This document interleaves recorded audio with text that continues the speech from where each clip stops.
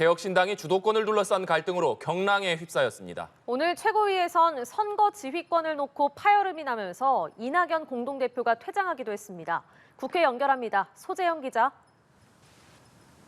네, 말씀하신 대로 개혁신당에선 내홍이 격화하고 있습니다. 핵심은 총선 정책 지휘권입니다. 이준석 공동대표는 자신이 이를 행사해야 한다는 입장이지만 이낙연 대표는 총괄선거대책위원장인 자신의 권한이라고 맞서고 있습니다.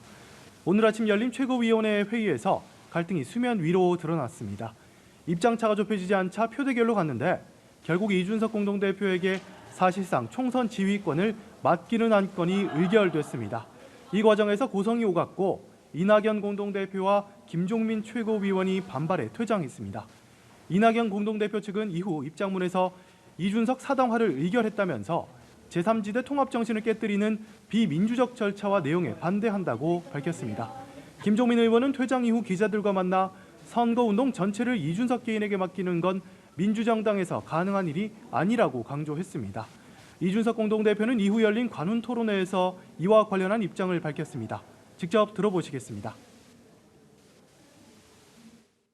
개혁신당이 작게는 4개의 세력, 그리고 더 크게는 한국희망까지 5개의 세력이 합쳐서 이제 이루어진 당인데 지금 새로운 미래 측을 제외한 나머지 세력의 뜻은 좀 더 강하고 그리고 좀 더 속도감 있는 리더십을 원한다라는 형태로 정리가 된 것 같습니다.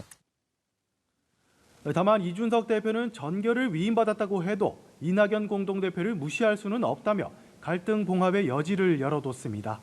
이낙연 대표 측은 오후에도 당내 의사결정을 둘러싸고 내부 논의를 이어갈 방침입니다.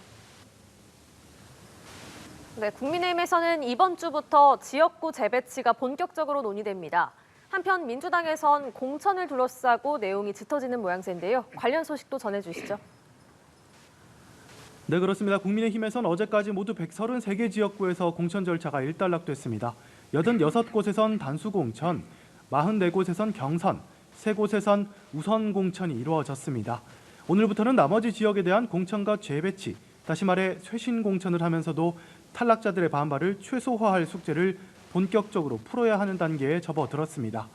장동혁 사무총장은 오늘 아침 기자들과 만나 오늘은 보류된 지역들 모두 재논의할 예정이라고 했습니다. 장 사무총장은 서울 강남 을에 공천을 신청한 박진전 외교부 장관과 이원모 전 대통령실 인사비서관에 대해선 수도권 내 다른 지역구로 재배치하겠다고 설명했습니다.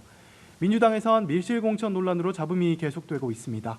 현재 민주당에선 친문계 의원 등 특정 후보들을 배제한 여론조사가 진행되는 것에 대한 반발이 이어지고 있습니다.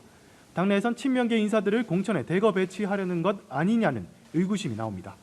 한편 민주당은 오늘부터 사흘간 1차 경선 지역구 23곳에 경선을 착수합니다.